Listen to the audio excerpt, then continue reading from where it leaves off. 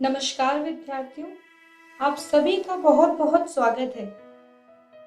तो आज अपनी इस वीडियो में हम 9वीं कक्षा की पाठ्य पुस्तक गोधुली भाग 1 के पाठ 1 को पढ़ने जा रहे हैं, जिसका नाम है कहानी का प्लॉट। तो देखते हैं आज की अपनी इस वीडियो में हम कहानी का प्लॉट पाठ के बारे में क्या-क्या पढ़ने वाले हैं। अपनी आज के इस वीडियो में हम जानेंगे प्रसंग, यानी कि आगे वीडियो में हम जो भी पाठ पढ़ने वाले हैं, जितना भी पाठ पढ़ेंगे उस पाठ के बारे में कुछ बातें जानेंगे। उसके बाद हम पाठ व्याख्या करेंगे, यानी कि जितना भी पाठ हमने पढ़ा उसे पढ़कर, उसे समझकर उसका वर्णन करने की कोशिश करेंगे। तो चलिए विद्यार्थी, अपना आज की वीडियो शुरू करते हैं पाठ के प्रसंग के साथ। गरीबी द्वारा ढकता सौंदर्य, यानी कि हमने जैसा कि अभी तक पढ़ा कि मुंशी जी की बेटी बहुत ही सुंदर थी, लेकिन साथ ही साथ मुंशी जी की हालत बहुत ही दरिद्र हो चुकी थी।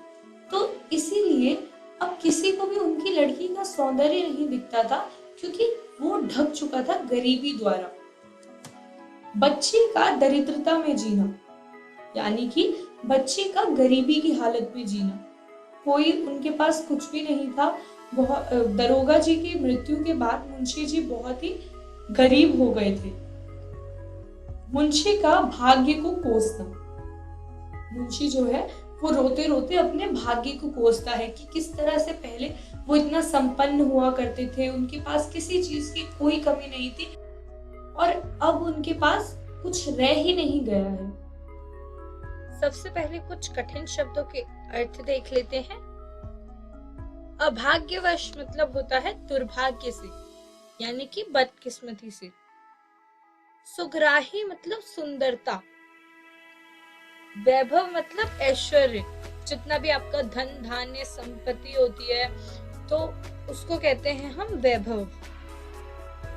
व्याख्या, 11-12 वर्ष की बच्ची, जो मुंशी जी की लड़की थी वो 11-12 वर्ष की थी। जब लेखक ने उसे पहली बार देखा था तो वो 11-12 वर्ष की एक दरिद्रता में जी रही सामान्य सी बच्ची थी।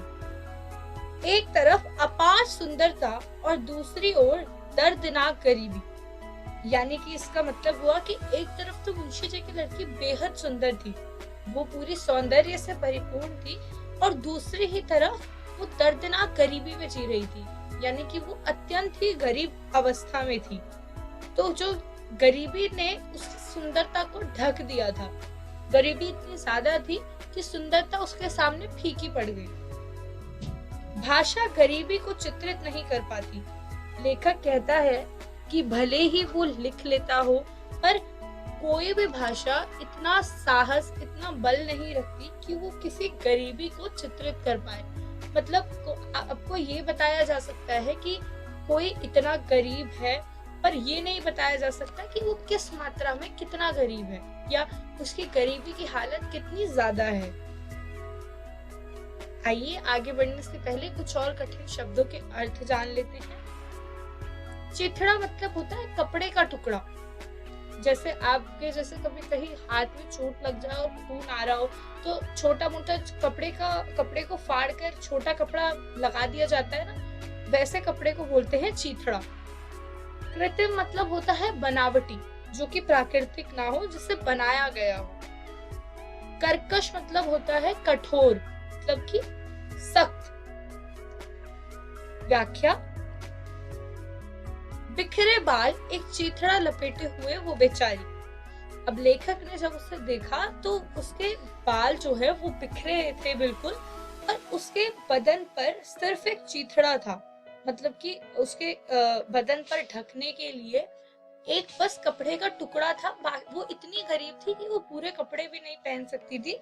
बदन को ढकने का एक मामूली सा कपड़ा था, जो कि उसकी लज्जा को, उसके सम्मान को बचाने के लिए पर्याप्त भी नहीं था, पर वो कुछ कर नहीं सकती थी, क्योंकि अवस्था इतनी ज्यादा दर्दनीय थी कि कपड़ा वो जो उसने ढक रखा था वो भी उसे बहुत मुश्किल से मिलता था। तो उसने उतने में ही काम चलाया।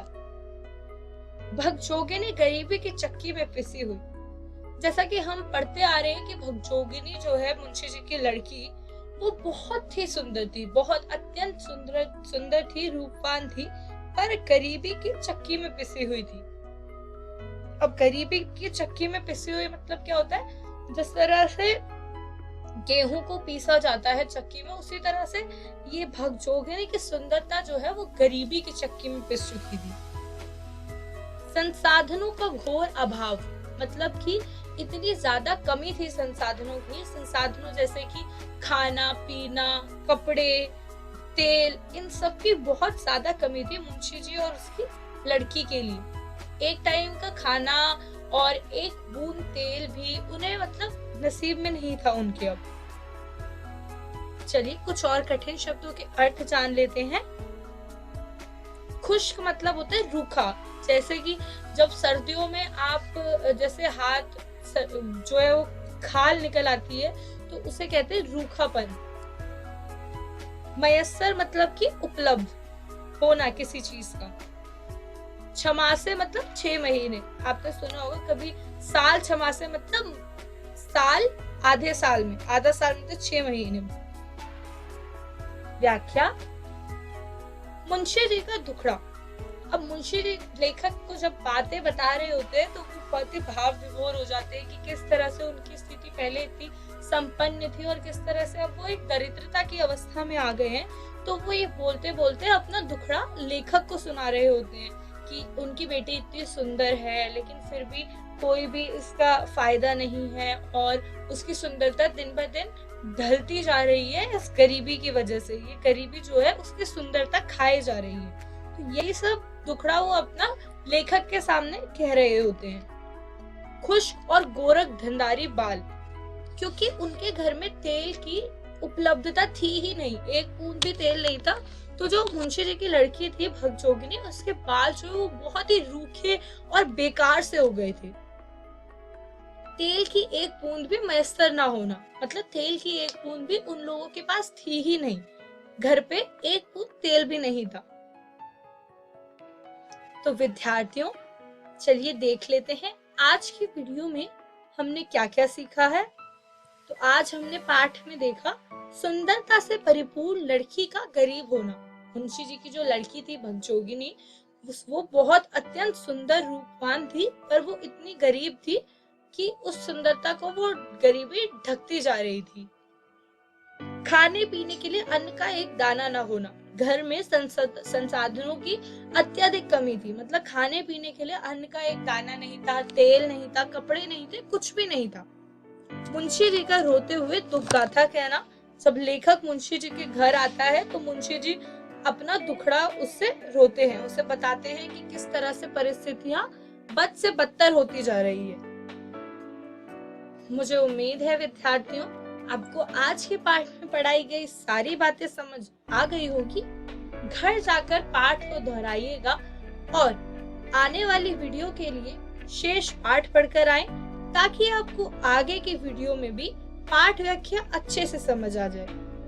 धन्यवाद।